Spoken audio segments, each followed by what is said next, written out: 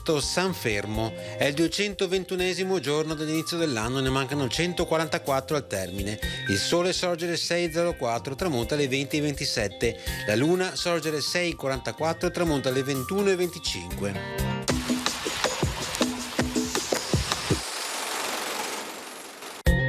Un decreto del Consiglio dei 10 vieta ai nobili di tenere a battesimo figli di altri nobili, affinché codesta specie di parentela spirituale non dia pretesto a difficoltà nei matrimoni fra patrizi.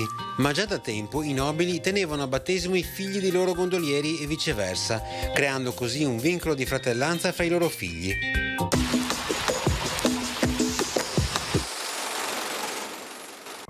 Le previsioni per domani: precipitazioni assenti, cielo sereno o poco nuvoloso, temperature senza variazioni di rilievo fino all'alba e poi in aumento.